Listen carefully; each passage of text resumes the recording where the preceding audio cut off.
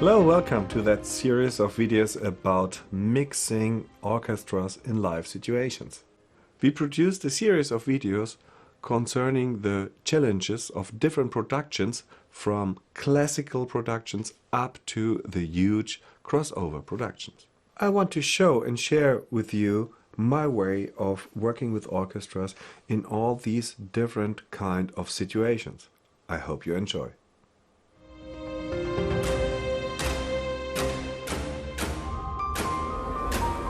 I love to work with operas, and I had the chance to do quite a lot of them. The challenge of the operas is that you separate the orchestra from the stage, whether they're in an orchestra pit or in an extra room, totally somewhere else.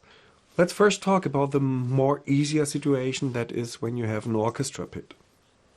In an orchestra pit, the orchestra is sitting in front of the stage, and there is still the naturality between the stage and the orchestra pit, but without the reflection which you normally have in opera houses. Because you know, in opera houses, for example, the wall which separates the orchestra from the audience, it's not a separation between the orchestra and the audience. The main thing about that wall is that it reflects the sound from the orchestra back to the stage, so that the musicians, the singers, can listen to the orchestra. It's an architecture and acoustical phenomenon which is working since a couple of hundred years. But in our artificial world of doing open airs, this is not possible.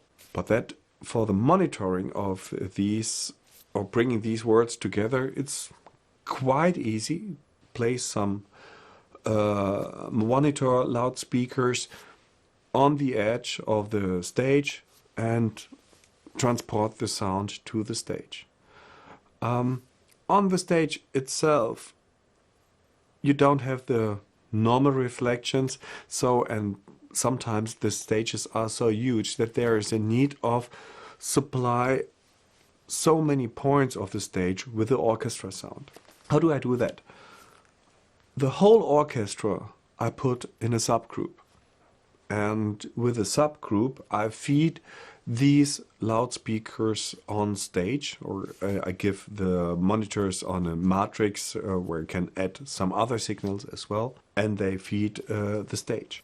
And vice versa, you have to transport the sound of the solo singers back to the conductor's place, which is done just by having the lavalier microphones. When you work with lavaliers on opera, just sum all singers together in a group and feed the monitor loudspeakers of the conductor with it.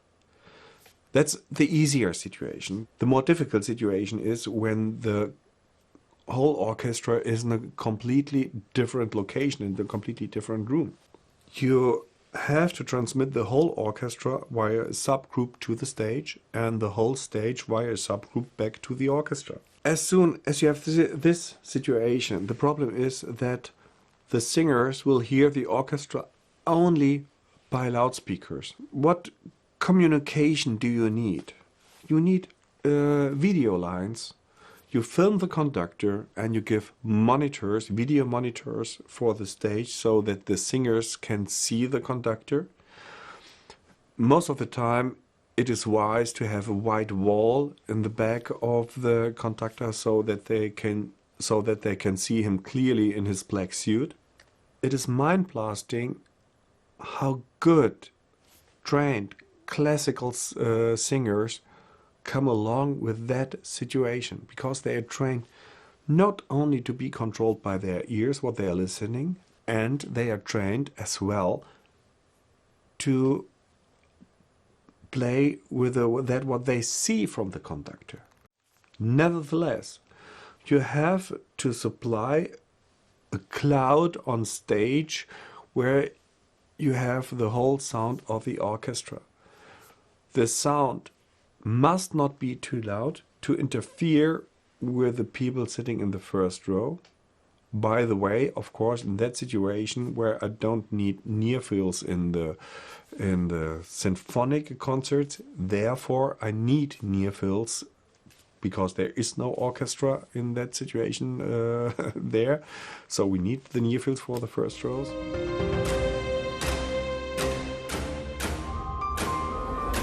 Normally in operas I use 3-4 loudspeakers suspended on a height of 2-3 meters on the side of the stage, and 2-3 wedges on the downstage edge of the stage. All these speakers fed by a single group of the orchestra. When it's post fader and how I treat the orchestra, it's always replicated on these speakers. So the same sound which is going to the audience is going to these loudspeakers. In the orchestra pit or in the orchestra room, the only one who really has the need of listening to the solo singers is the conductor. If I compare it to the symphonic situation where the monitors are placed in front of the conductor, in that situation I place them behind the conductor. It's unusual for the conductor, but with 1 or 2 loudspeakers I can adjust the level as well a bit for the musicians in the orchestra room. I don't place a lot of speakers in the room, only these 2. The level is adjusted that way that it's not too high and of course not too low, but there are some occasions when you have arias when single musicians have to play together with the solo singers. And just to place, by placing the loudspeakers behind the conductor, that is enough. Why is it enough? But these situations, you never have a tutti in the orchestra. A tutti means everybody is playing, and forte or fortissimo.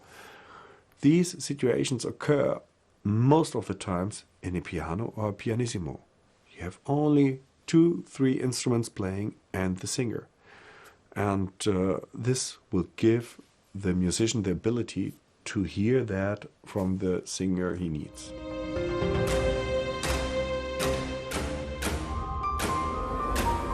I would like to tell some things about how to microphone the stage of an opera. In an opera, as I already mentioned, the orchestra is somewhere else, so we have the stage for the singers and for the choir. Let's start with the choir. In the choir, I love to suspend microphones. Of course, sometimes there's the need when you don't have a roof or a huge stage. Sometimes there's the need of giving single microphones to the choir singers, which means you use these Sennheiser's MKE2 on every cheek of every singer, so you end up with 80 wireless channels only for the choir singers. It's astounding that technical-wise that is possible, but sound-wise it's not my preferred solution, because you have 80 solo singers and not one choir. But how to achieve the sound of getting one choir? It's by suspended microphones. So I use the 185 from Neumann or the 8050 from Sennheiser, and I suspend them. What I want to show you, it is a hypercardioid. Of course you can use the cardioid as well, but how to get this angle like that. The height of the microphone is maybe 3 meters to 3 meters 20 above stage, so pretty low. You have to know that the directivity of the sound from a singer go a little bit downwards, not upwards, and so having microphones which are too high, they don't give you the sound you really need. So that's why 3 meters 20 is a good compromise between not disturbing the optics of the scenery and having a good sound. And that scenery is possible when you consider that you have dancers or artists on stage as well. So there is a need of having an angle for the microphone towards the singer because of the characteristics of this microphone. So therefore you have this small holder, you can attach it to the microphone, and there's a slot for the cable.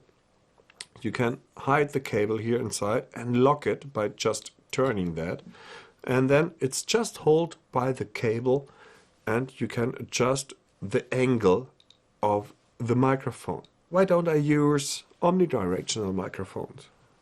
Because I will get comb filter and sounds on the stage on many microphones in the same time on pretty the same level. That's why I use microphones with a directivity. These microphones, I can point them to the rear on the stage, so upstage, and I can delay them to each other. That's why I prefer microphones with a hypercardioid or cardioid directivity.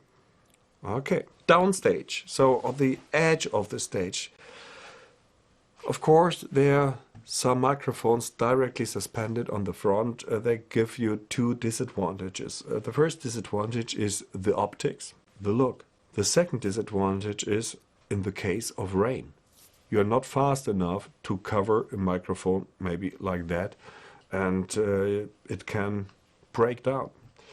So then you can place some microphones just on the floor on the downstage edge, and so with just small stands, and therefore, for example, you can use this one, an MKH80 from Sennheiser. You can have it as a hypercardioid or a cardioid, and just place 2, 3 or 4 depending on the stage at the edge of the stage, and you can collect the choir which is in front of the stage. The suspended microphones and the microphones at the edge of the stage, they give you another advantage. In the case that the microphones of the solo singers, which are of course wireless, when they break down due to many reasons, you still have suspended microphones and the microphones at the edge of the stage to cover that area and to have still a pretty good sound of the solo singers, which you can offer to the audience until the solo singer is getting off stage the next time and you can work on the broken microphone. So it's not a showstopper. And with these suspended mics, there's still the possibility for the show to go on. So let's talk about solo singers in opera. In most cases, solo singers will use this MKE2 from Sennheiser. It's a microphone you can have in different colors, so according to the color of your skin. And this microphone normally is glued to your cheek, or to the cheek of the singer, of course. So, but in which position? I prefer the position which is 1 centimeter behind the edge of the mouth. Why? When I'm too close to the mouth, I have wind noises from the singer.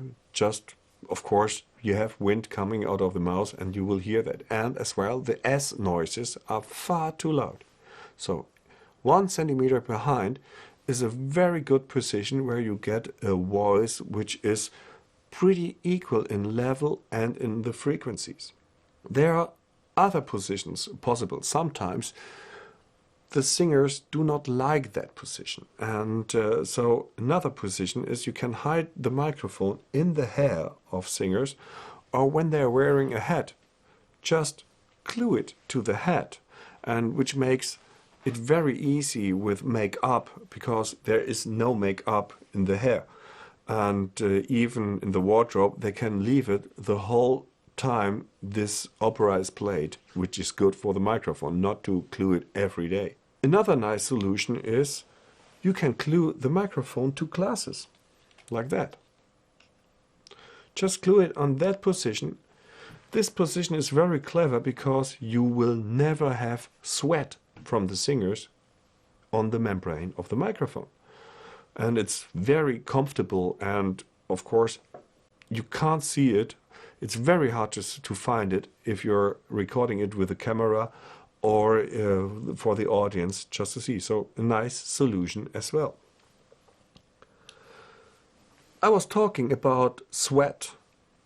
When you have a concert in summertime, you have sun on the stage, and the actors are, of course, acting. That's normal.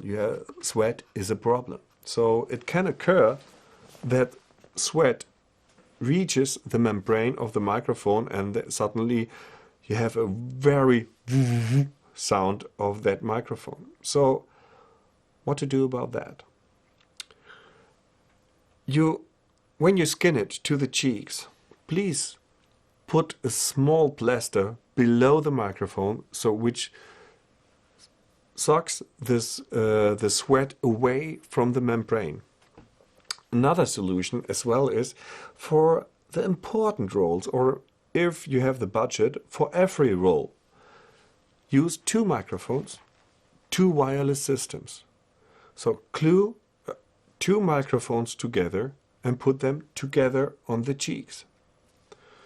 So if the main microphone breaks down, you can patch the second microphone to the B input of your console. I hope your console has a B input, a second input per channel. And then you can just switch when it breaks to the other input channel and to the other input of that channel. And so you have the same equalizer, the same dynamic processor. You just swap the physical input of that channel to the second microphone, and you just can go on with all the adjustment as they are. So the solo singers of an opera with attached lavalier microphones to the cheek, they have to be wireless. So what kind of wireless system to choose? We are speaking about singers which have the ability of singing in a huge dynamic range. Very well trained voices, studied for years, and they are using this dynamic range for their impression. That is a big challenge for wireless systems, and so it is a good choice to go to digital systems, and there especially the System 6000 or 9000 from Sennheiser gives you a big variety. Because what are analog wireless systems doing? They decrease the dynamic range because they have to, and they have a compounder which lower the dynamic range. And this is exactly against that. What you want to transmit. Dynamic is our friend. We want to use a huge range of dynamic, and that's why the System 6000 or 9000, the 9000 can work without any dynamic compression or sound reduction or compression at all, and the 6000, the price-wise a little bit more affordable product, it is working with a very clever codec, which is called the CDAC codec, and the loss is so few, and it gives you such an increase in clarity and in dynamic range compared to other analog systems. There's a last thing I want to mention and to talk about operas, and very often in operas you have stage music or music behind the scenes. And so it is written that in the case of music behind the scenes, it should be as if it is from a far distance. So what to do with that in live sound situations? To be honest, I prefer not to amplify them. Music which should have the characteristic of being far away, place the musicians behind the stage and just let them play, and then automatically they sound as far away. There's only one thing you have to think about. When the orchestra is playing in another room and the conductor is in another room, he has to hear it. And so you have to place a microphone in front of this far orchestra, and just an AB system or a single spot microphone to supply the information to the conductor. So place a microphone, don't give the microphone on the PA, just give it on the bus which goes to the conductor. So he can listen to it, he can conduct them, and for the audience it is as the sound is from far away. In the case you have to amplify it, use your suspended microphones from the ceiling. And they are far away, but they can still grab the sound with the characteristics of being far away. It's very important not to change the characteristic of this part of music as the conductor wanted.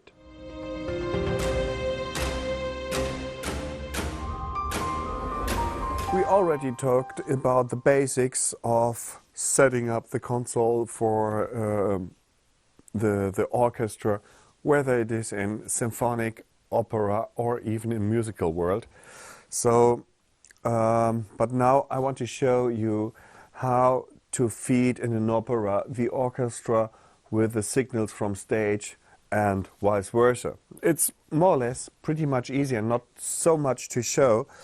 So here on the first layer we have all signals from the orchestra. I routed them to a subgroup. So here you can see all signals from the orchestra are routed to the subgroups 1 and 2, a stereo subgroup.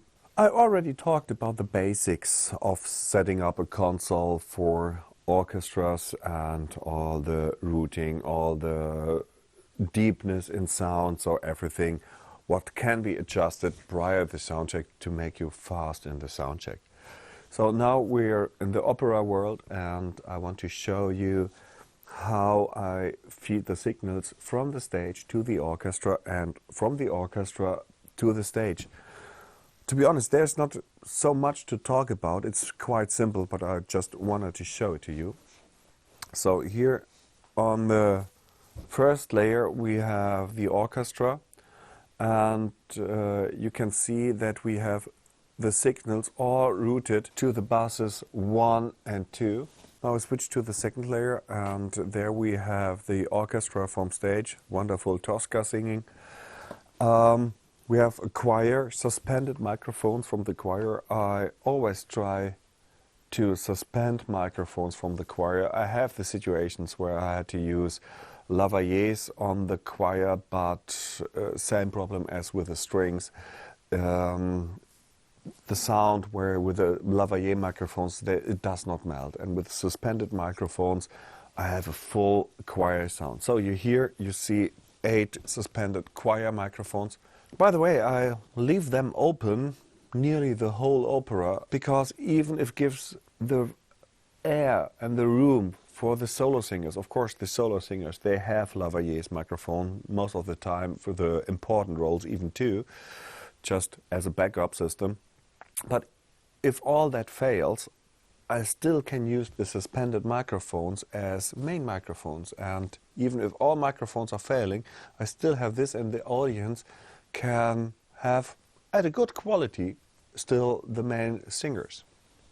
So, what do we have here? We have the 8 choir microphones, and we have a few main roles from the Tosca, Caravassi and Scarpia.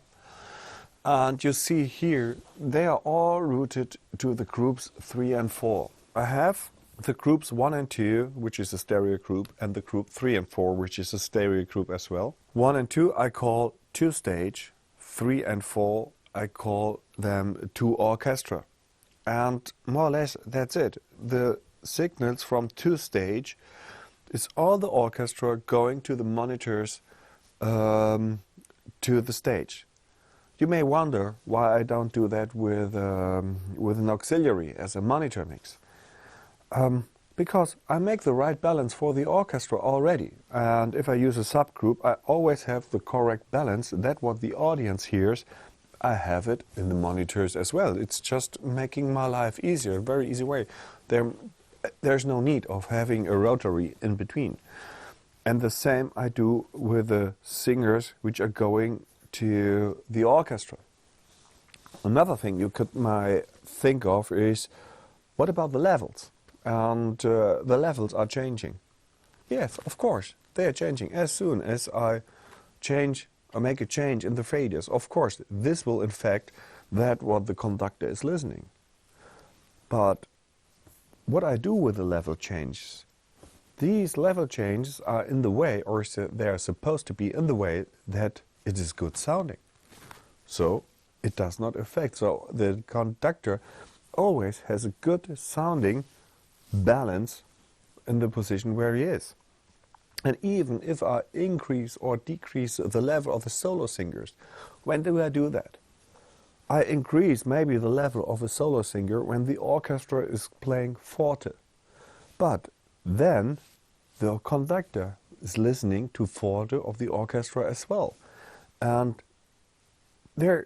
it's okay when the singer gets louder in the orchestra from the speakers as well. So it helps me, and even other way around. When the solo orchestra is playing pianissimo, and I have a singer which is in the same level as always in the orchestra, it will bleed into the microphones. But when the orchestra is playing piano, for the audience, I will decrease the volume of the singer as well. So do I in the orchestra. The bleeding gets less, and the conductor still can hear it. In the beginning of the rehearsals for an opera, there's one thing which is very important for me. I need a colleague sitting right next to the conductor with a radio. And I have a radio as well, and he can give me commands what the conductor needs. Of course, we have to adjust these levels in the beginning of the rehearsal. And there's another thing about having a colleague right next to the conductor. It creates trust between the sound engineer and the conductor.